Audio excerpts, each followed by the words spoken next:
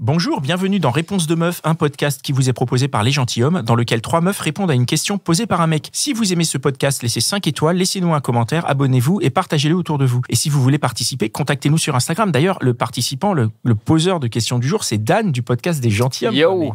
Quelle chance on a de t'avoir, mon gars. Quelle chance j'ai moi d'être ici avec vous. Alors, c'est quoi ta question ? Alors, ma question pour vous, c'est est-ce que la taille, ça compte ? Mais la taille de quoi ? Justement, la taille de quoi ? Donc, j'imagine que vous voyez de quoi je parle. Est-ce que dans une si vous êtes avec un garçon, que ça soit une relation longue ou pas d'ailleurs, est-ce que c'est important qu'il soit bien membré ? Ou est-ce que vous vous en fichez ? Ou est-ce qu'il y a une taille minimale ? Est-ce qu'il y a une taille maximale ? Je sais pas, je vous demande votre avis. Alors, je vais commencer. Alors, pour moi, la taille ne compte pas, c'est plutôt la manière dont il s'en sert. Il n'y a pas de taille minimale. Pour moi, il n'y a pas de taille tant que sexuellement ça passe et qu'il arrive à nous faire avoir des orgasmes. Donc voilà. Mais du coup, s'il n'y a pas de taille minimale, tu veux dire que s'il a pas la taille minimale, mais qu'il arrive à te faire des orgasmes autrement ou même avec. Mais je veux dire, pour moi, la performance sexuelle n'a rien à voir avec la taille. Okay. La personne, le garçon, peut avoir conscience de ça. Et au lieu de complexer, il essaye de se l'approprier et vraiment de s'en servir et vraiment de se donner du plaisir et de donner du plaisir à l'autre personne. Est-ce que selon toi, justement, un mec qui on va dire, a un plus petit sexe que la moyenne, est-ce qu'il a raison de complexer ou il devrait pas du tout ? Pour moi, il devrait pas. Tant qu'il arrive à être épanoui sexuellement et qu'il a confiance.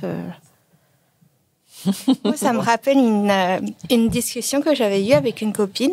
C'était l'année dernière, vers novembre, je crois. Et on avait discuté exactement de ça. Et on rigolait en même temps, mais on était arrivé à la même conclusion que ça soit plus fin, ça, c'est pas très grave. Ça peut s'arranger s'il l'utilise bien, mais que quand c'est trop court, là, c'est vraiment grave. Enfin, que c'est pas bien. Ok, donc il faut pas que ça soit trop court, mais après, au niveau de l'épaisseur, c'est... Voilà, du diamètre. C'est c'est la taille du diamètre, en fait, qui compte. C'est la question de diamètre. Ok. Qu'est-ce que tu peux nous dire dessus sur le diamètre ? T'as l'air Non, mais... Est-ce que tu as des chiffres à nous donner ? J'ai pas de chiffres, j'ai mes statistiques personnelles, mais... Non, blague à part. Non, mais moi, j'aurais aimé faire une réponse politiquement correcte en disant que la taille ne compte pas. C'est pas le bon podcast. Voilà, mais c'est ça, on est d'accord. Donc, je vais rentrer dans le vif du sujet. Non, je pense malheureusement que la taille a son importance, ou en tout cas qu'il y a un espèce d'effet de seuil, quoi. Il y a un minimum, à la fois en termes de diamètre et en termes de taille. Et voilà. Après, la taille n'est pas gage pour autant de qualité du rapport sexuel, etc. Il faut savoir s'en servir. Mais c'est une des composantes, je dirais. Alors moi, je peux poser la question dans l'autre sens. Est-ce que si c'est trop grand ou trop gros, au final, il va pas complexer aussi ? Alors ça, il faut demander à Pascal, je crois. Moi, je n'ai pas cette réponse-là. Mais Pascal, est-ce que tu peux nous en dire un peu plus ? Non, c'est toi qui réponds, c'est toi. Je sais pas si tu complexes, si t'es...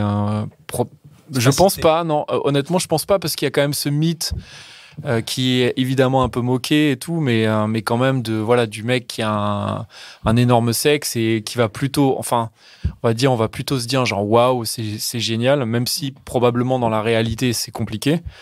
Mais on va quand même, je pense, je sais pas, je pense c'est un cliché. Ouais, à l'inverse, tu vas complexer si t'en as un trop petit, non ? Exactement, je pense que ouais. Si t'en as un trop petit, et en plus c'est vrai qu'il y a cette problématique, c'est comme on n'a pas tendance à se comparer trop en vrai, on sait pas trop ce qui est trop petit ou trop grand. Dans un épisode, on a reçu une fille qui avait des problèmes sexuels parce que son mec avait un sexe trop fort, trop gros, et ça lui faisait très mal. Et du coup, ça posait problème dans la sexualité du couple. Oui, c'est vrai, ouais, je m'en rappelle maintenant, mais pas pour les petits pénis. Hein. Non, mais en même temps, c'est vrai qu'il y a quand même cet imaginaire autour du gros sexe, et c'est, je pense, ma question, elle vient vraiment du fait que moi, je pense pas que ça pose tant de problème que ça si on est, évidemment, à part si on a un vrai problème, qu'on a vraiment un sexe tout petit, mais c'est vrai qu'il y a cet imaginaire, je pense, qui est partagé par les hommes et probablement aussi par une partie des femmes, qu'un gros sexe est symbole de virilité et que du coup, en fait, on est forcément plutôt un bon coup, même si c'est évidemment pas du tout lié. Je sais pas si c'est que le symbole de virilité. Enfin, il y a quelque chose purement anatomique. Je sais pas si c'est que la virilité ou le côté esthétique d'un gros sexe, etc. quoi. Tu penses que c'est quoi d'autre ? Bah non, je pense que c'est une question pratico-pratique de taille où tu ressens mieux, de diamètre, etc. Et donc à ce moment-là, c'est plutôt de la mécanique. Ouais, c'est ça. Ouais, quelque chose de très mécanique. Au moment de l'acte, c'est quelle que soit la taille de l'ex de la personne, si ça fonctionne pas parce que t'as mal, parce que tu ressens pas, ou parce que ça ne rentre pas, quelle que soit la taille. Moi, je sais pas si ça diffère d'une personne à une autre, mais je trouve que si c'est trop gros, c'est pas bien non plus. La taille idéale, ça doit être normal. Plus. Normal, plus. Voilà. Pas mal, c'est joliment dit. C'est joliment dit. Maintenant, c'est vrai que ça veut rien dire. En fait, normal plus, parce qu'on sait pas sur quelle base on est. Donc, après, centimètres, à mon avis, je pense que ce qui est le mieux, c'est qu'un mec assume sa taille ou peut-être qu'ils s'en foutent et qu'ils se disent c'est pas ça qui compte. Bien sûr. Et juste j'y vais et j'essaie de faire plaisir à l'autre. C'est ça. Et puis je pense que en tant que nana, on a aussi un rôle à jouer à ce moment-là, de pas se rester sur ce cliché en disant ça y est, il est tout petit, donc non, en gros, au revoir quoi. C'est essayer de communiquer et essayer. Et puis si ça fonctionne pas, ça fonctionne pas. On va pas se forcer non plus, mais. Ok. Ta question a été répondue. Ouais, merci beaucoup. Merci, c'était encore un super épisode de Réponse de Meuf. Je suis sûr que toi, là, qui nous écoutes, tu connais au moins 5 personnes qui se posent la même question. Peut-être même 10, si tu as beaucoup d'amis.